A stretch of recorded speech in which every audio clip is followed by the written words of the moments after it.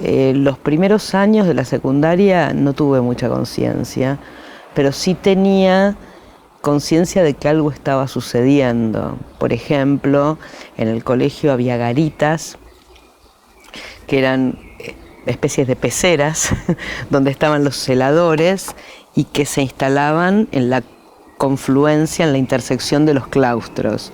Entonces, cuando un alumno salía de su división y se dirigía al baño, el celador se intercomunicaba con el celador de la otra garita y le decía: fulano de tal dobló y fue hacia el claustro de segundo año o cuarto año, ¿no? Esto antes de que directamente nos prohibieran pasar de claustro a claustro, es decir, si había un compañero de segundo año que tenía un hermano en cuarto y le quería dar algo, era un trámite absolutamente imposible de realizar, porque lo que querían evitar justamente era que hubiera organización política, que hubiera un flujo entre estudiantes de un año a otro. Esto a mí me llamaba la atención, este control me llamaba la atención. Después recuerdo que en una formación pasaron por los altoparlantes la marcha de la Revolución Libertadora. Después recuerdo que una vez pusieron un explosivo en una de estas garitas, poco antes de mayo del 73. Recuerdo discusiones de compañeros míos que eran militantes peronistas con algún profesor sobre la interpretación de la historia reciente. Todo esto a mí me pasaba por el costado, o sea, yo era meramente espectadora. Pero después, a partir de Ezeiza, en que hubo un compañero de la Unión de Estudiantes Secundarios que vino de Ezeiza y me mostró la campera manchada en sangre, y a partir de lo que estaba sucediendo en el país, yo fui tomando más conciencia. Y en septiembre del 73, cuando cae Salvador Allende en Chile, voy a mi primera manifestación. Voy a mi primera manifestación a la Embajada de Chile. Y a partir de allí empecé a participar políticamente en un grupo anarquista.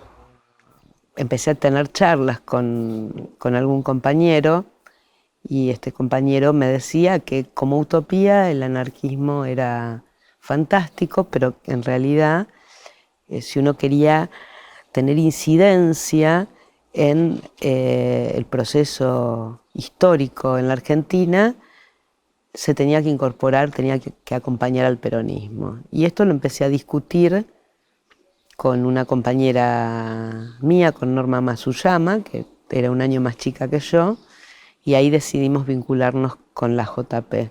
Cosa que hicimos cuando yo ya estaba en los últimos meses de mi quinto año, estaba muy cerca de terminar el colegio. Y en los últimos meses del 74, que era ese año, Otalagano fue nombrado interventor de la universidad y una horda de 170 matones armados entró al colegio para interrumpir una asamblea de chicos de 12, 13 a 17 años. Recuerdo muy bien ese momento. Recuerdo que un compañero, Martín Malamud, delante de los matones, cuando nos dieron a elegir entrar a los cursos o irnos del colegio, dijo que nos dieran un tiempo para debatir. Y todos los miramos como diciendo: Martín, no es el momento de debatir con estos 170 tipos con las pistolas al cinto. Nosotros teníamos clase de matemática y recuerdo que nos aproximamos a la división antes de salir y el profesor dijo que no fuéramos porque él no estaba en condiciones de garantizar nuestra seguridad. El profesor se llamaba Armando Rojo y poco tiempo después renunció.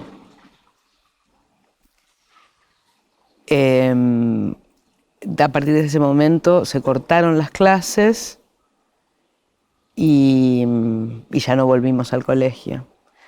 De manera que yo decidí proletarizarme, me fui a trabajar a una fábrica de lamparitas para autos en Villa Lugano.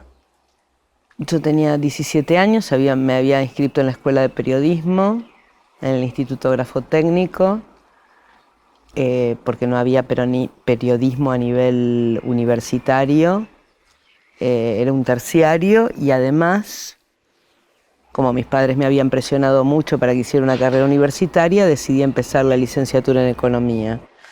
Ahí empecé a militar en la JUP y poco a poco la militancia se fue haciendo más demandante. Así que a fines del 75, que era mi primer año, y no estando muy conforme con el nivel de enseñanza también en la escuela de periodismo, dejé periodismo y me quedé solamente con la universidad. Y seguí cursando y militando hasta fines del 76, en que la situación ya se hizo insostenible, porque al llegar la dictadura, a todos los que éramos militantes más o menos conocidos, que participábamos en las asambleas o hablábamos en los cursos, nos tenían muy individualizados, y ahí a fines del 76 recibimos la orden de dejar la universidad para preservar nuestra seguridad. Habíamos tenido varios episodios, yo había estado a punto de ser detenida haciendo una pintada con el que era mi responsable, habíamos zafado de casualidad, ya había un par de episodios de secuestros y desapariciones, y entonces decidí trasladarme a un barrio y me fui a militar a la zona de La Tablada, en Matanza. Después de un tiempo tuve que pasar a clandestinidad y me fui a vivir primero en un conventillo en la zona de Ciudadela, una pensión, con una compañera que después fue secuestrada, y después a un departamentito alquilado, muy humilde, con techo de chapa en el fondo de un chalet en Villa Madero, con el que era mi novio, y que viviendo ahí es cuando me secuestraron.